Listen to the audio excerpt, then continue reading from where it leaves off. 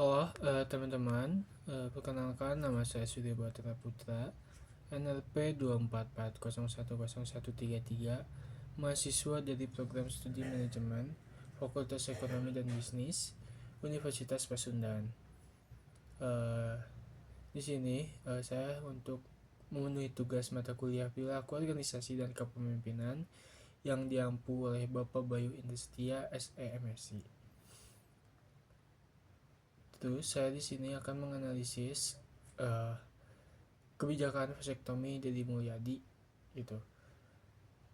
Pada bulan April 2025, Gubernur Jawa Barat Deddy Mulyadi mengeluarkan pernyataan kontroversial. Beliau mengusulkan agar setiap pria yang menerima bantuan sosial atau pria yang menerima dan juga bansos wajib menjalani vasektomi gitu, yaitu prosedur medis untuk mencegah kehamilan permanen pada pria. Sebagai gantinya, mereka akan menerima insentif sebesar 500.000 per orangnya. Terus tujuan dari kebijakan ini adalah untuk mengendalikan pertumbuhan penduduk, khususnya di kalangan keluarga prasejahtera, agar tidak terus menambah anak tanpa perencanaan. Terus juga Deddy Mulyadi menyatakan bahwa ini merupakan cara untuk menekan angka kemiskinan di Jawa Barat. Vasektomi, dasar hukum dan definisi vasektomi adalah prosedur medis di mana saluran sperma pria dipotong atau diikat sehingga mencegah keluarnya sperma saat ejakulasi. Vasektomi dianggap sebagai bentuk kontrasepsi permanen bagi pria. Dari segi hukum, kebijakan ini bersinggungan dengan Undang-Undang Nomor 52 Tahun 2009 tentang perkembangan kependudukan dan juga pembangunan keluarga. Terus ada Undang-Undang Nomor 23 Tahun 2002 tentang perlindungan anak. Terus ada pasal 28G Undang-Undang Dasar 1945 yang menyebutkan setiap orang berhak atas perlindungan diri pribadi dan kehidupan pribadinya.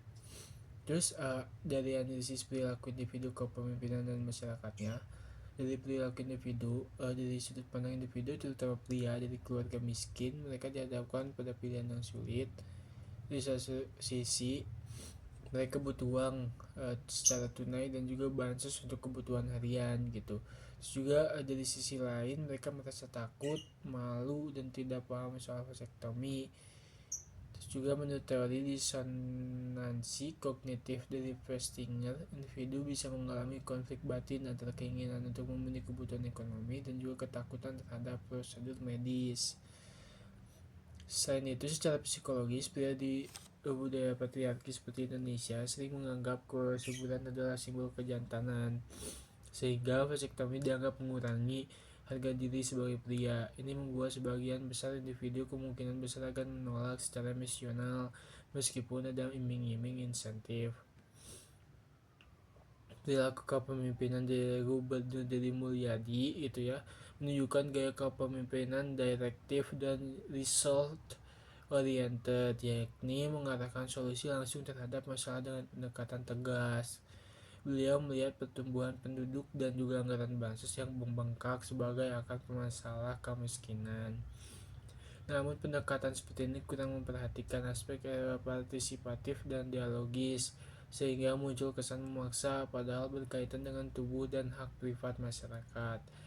Perilaku masyarakat responnya pun beragam gitu. Sebagian mendukung karena melihat kebijakannya sebagai cara inovatif mengurangi kemiskinan juga anak terlantar.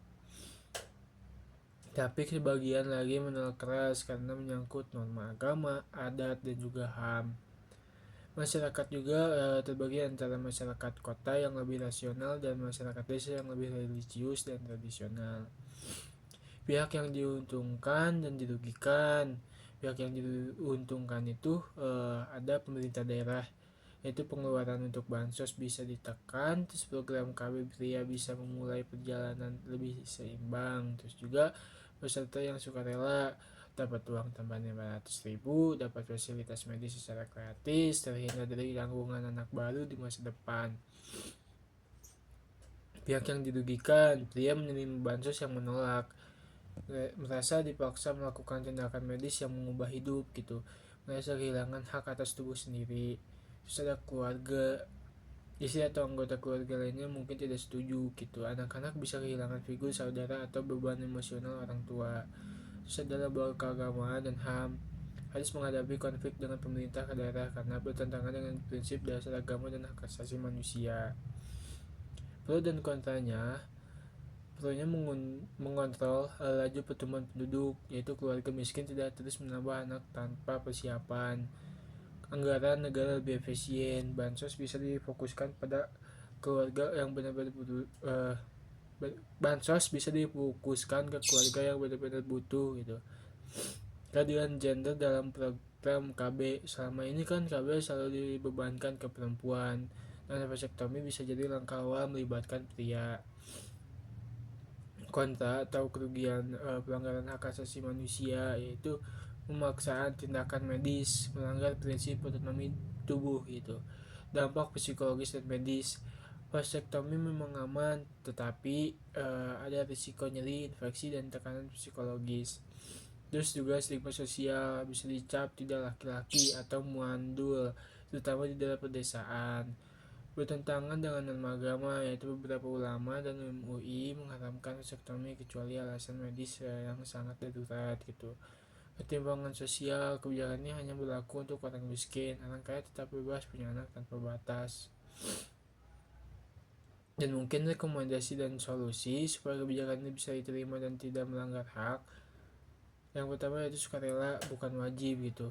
Vasektomi harus menjadi opsi, bukan syarat bantuan. Edukasi, yang kedua itu edukasi yang mendalam. Pemerintah harus memberikan penjelasan, konseling, dan juga pendampingan psikologis kepada calon peserta. Terus yang ketiga mungkin libatkan tokoh agama dan HAM, libatkan MUI, Komnas HAM, dan juga tokoh masyarakat agar tidak menimbulkan konflik sosial dan keagamaan. Yang keempat, tingkatkan akses KB pria lainnya. Selain vasektomi bisa juga edukasi kondom dan juga metode KB pria non permanen gitu. Kesimpulannya, kebijakan ini memang punya niat baik untuk mengurangi kemiskinan dan juga mendorong keadilan dalam KB, tapi harus dilaksanakan dengan pendekatan yang manusiawi, adil, dan juga tidak memaksa. Setiap warga punya hak atas tubuhnya dan pemerintah wajib menghormati itu. Mungkin segitu saja dari saya. Terima kasih telah menonton